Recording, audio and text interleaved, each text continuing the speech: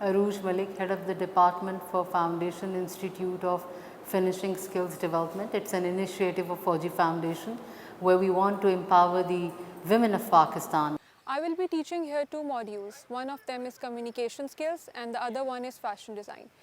We'll teach you how to exercise your motor skills and your creative skills and translate your knowledge into a profession that is going to earn you money.